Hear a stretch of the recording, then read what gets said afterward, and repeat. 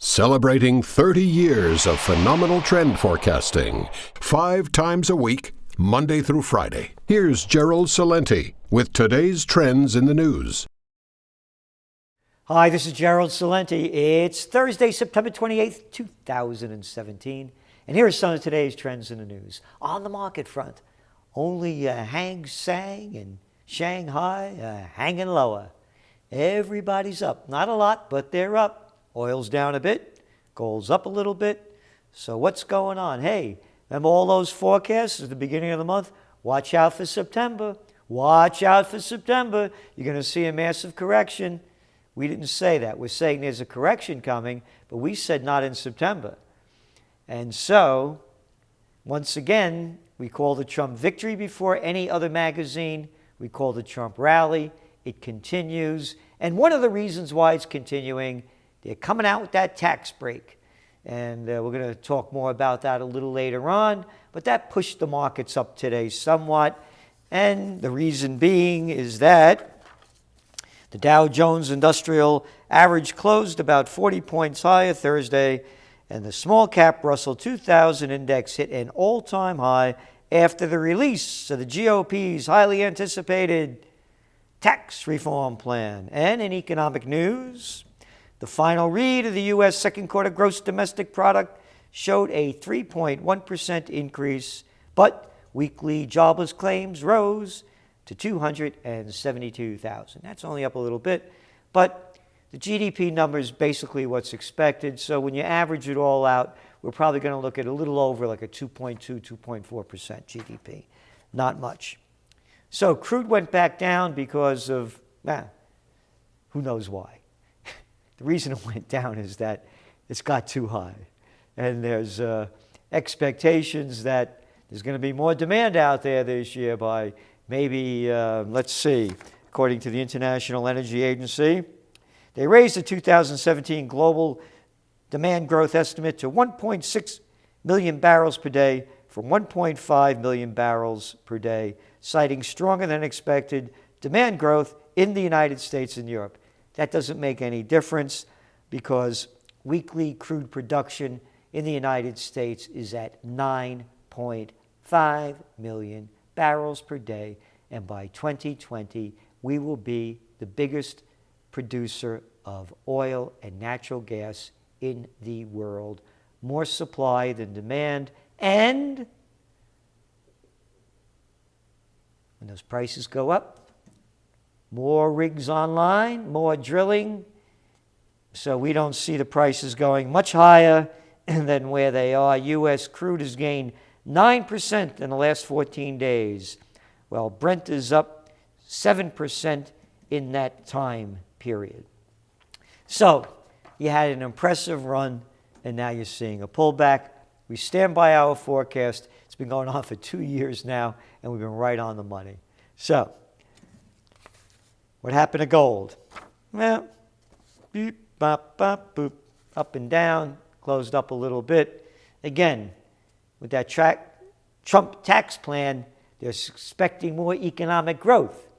And the higher the economic growth, the stronger the dollar gets. And the stronger the dollar gets, the more expensive it is for others with other currencies to hold gold, while higher bond returns reduce the attractiveness of non-yielding bullion. So interest rate increases raise bond yields and tend to boost the dollar. So there you go.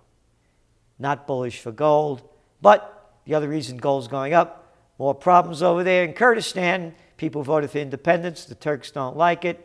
By the way, they're cutting off oil to them too, they're promising. And of course, the Iranians don't want it to happen. The Iraqis don't want it to happen.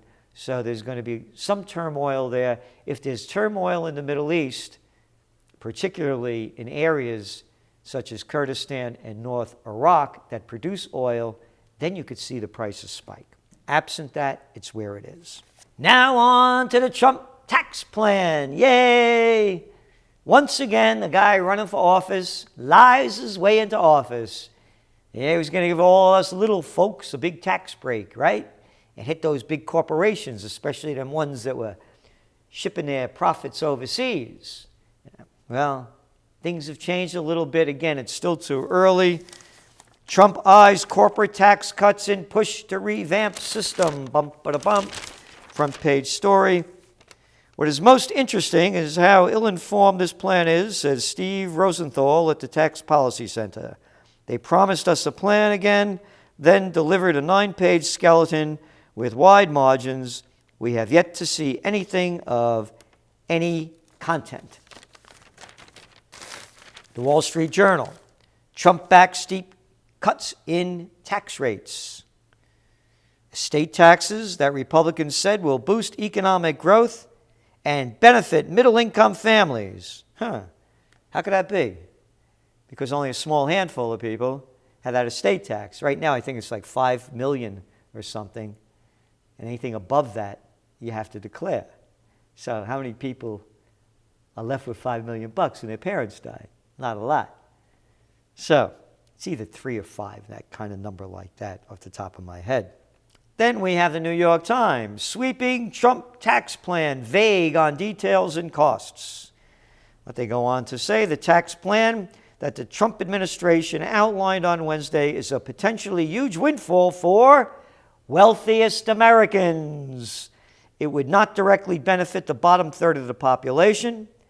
And as for the middle class, the benefits appear to be modest. It will sharply reduce taxation on business income, primarily benefiting the small share of the population that owns the vast majority of corporate equity.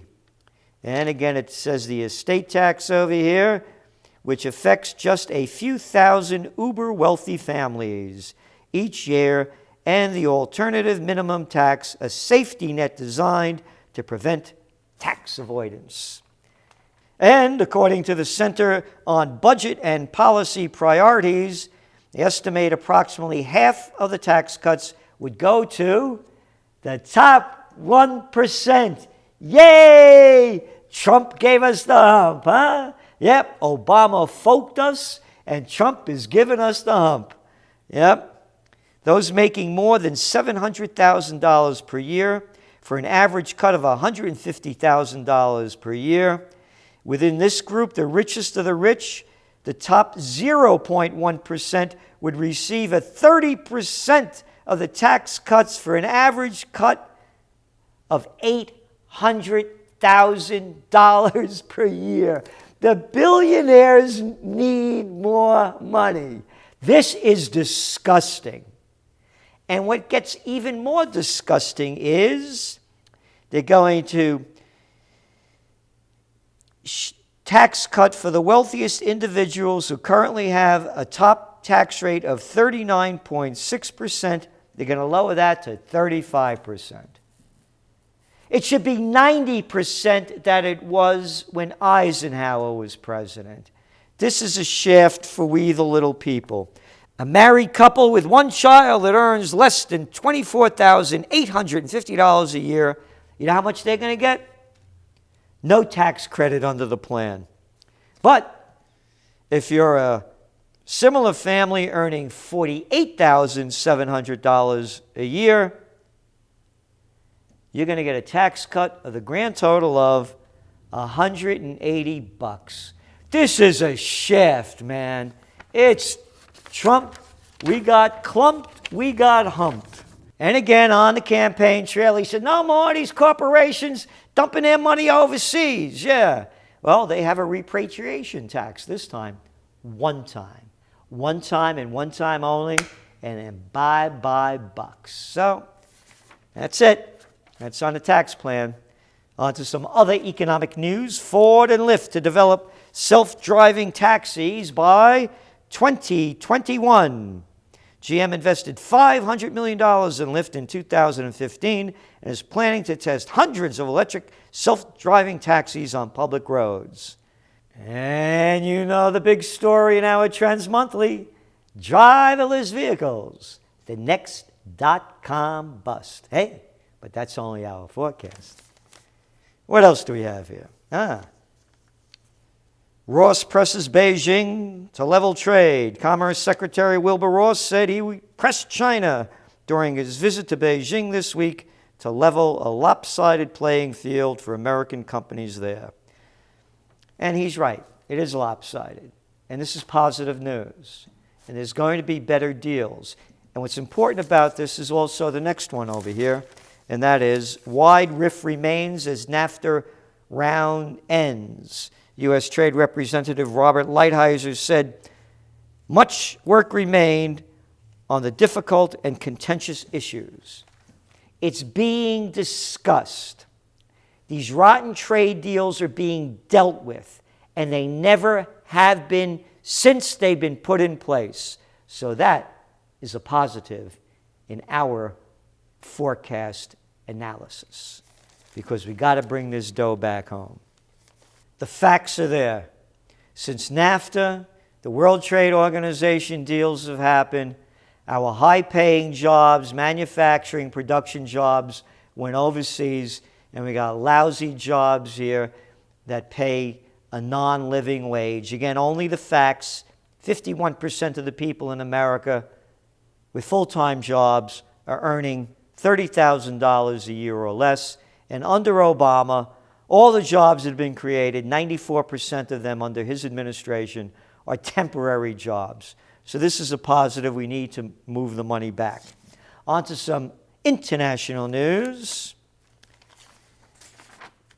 Mattis criticizes aid to Taliban. Defense Secretary Jim Mattis criticized Iran and Russia for continuing to arm and support Taliban fighters in Afghanistan, and that American officials say provides the militant group with both firepower and added legitimacy. Militant group? Hey, Mad Dog, you mad in the mind too? The Taliban were there. They're not a militant group. You're the occupiers, right? The militant group are the puppets that you put in place, and you guys haven't won this war in 16 years. Of course, Russia says they acknowledge they share information with the Taliban in an effort to combat Islamic State, but has denied sending weapons.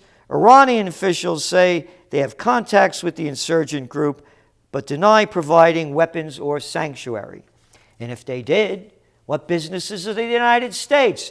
You invaded a sovereign country that did nothing to you. Oh, they were hiding Osama bin Laden, I told you. Yeah, so if somebody was hiding here that another country didn't like, does that mean you bombed the whole joint? Oh, and yes, the Taliban were going to give over bin Laden. They said they'd give him to another country, but Bush said, no, we won't accept that. We're going to bomb you and occupy you for 16 years. And Mattis escapes rocket attack in Afghanistan. That's right. The Karzai International Airport was bombed where he was. Both Taliban and ISIS have claimed responsibility for the incident. The Karzai International Airport. Yeah, they named it after the other puppet that the United States put in place. So that's the official name. Like they rename all these bridges and everything else. The Triborough Bridge. Oh yeah, now it's the RFK Bridge. Yeah, the 59th Street Bridge. Well, now it's the Koch Bridge. The Tappan Zee Bridge. Now it's the Cuomo Bridge. What a bunch of garbage. Spending all this dough so we remember crappy politicians. Anyway, Mattis complained the attack was, quote, a criminal act, a classic example of what the Taliban is up to right now. Criminal attack? It's a criminal attack that you're there. You are the criminals. You're criminals in Iraq. You're criminals in Syria. You're criminals in Yemen. You're criminals in Somalia. You're criminals in Sudan. You're criminals in Mali. You're criminals in the 800 bases that the United States has in 800 countries. Stay home, mind your own business, and maybe this won't happen. But that was a criminal act, right? After Mattis targeted U.S. airstrike in Kabul, kills several civilians. Yay, we got even, huh? Following a series of militant rocket attacks against the Kabul airport, militant again, In an apparent attempt to target Defense Secretary James Mad Dog Mattis, the U.S. responded with an airstrike to support a military operation against those responsible. The United States said it didn't go as planned, and instead of hitting the militants, officials say the missiles malfunctioned and hit civilians.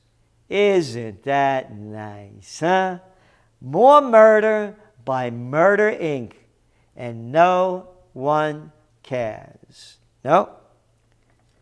Oh, the big story is some guy with a samurai sword was in the London tubes, in the subway. Oh, yeah, guy with a sword. But bomb, murder, slaughter, that's okay. Oh, the other news is all the videos coming out of how the United States is destroying Mosul and Raqqa, the destruction, the total obliteration by American airplanes. Google's not allowing them on YouTube. They're ripping them off. And Google is also going after alternate consortium news, World Socialist website. The data's there, traffic is way down, and so too is it on our YouTubes that we put up once a week. They're down significantly. Google is targeting all of us who they don't like that are anti-war. The facts are there. You could look it up. Because if you're not speaking anti-Russian, pro-war, more murder, bigger military, and more money for the multinationals, poof, they go after you. And they're going after all of us. The facts are there. Again, it's either you occupy peace or you keep occupying hate, murder, immorality that's being sold every day by the mainstream media. This is Gerald Celente, and that's some of today's trends in the news.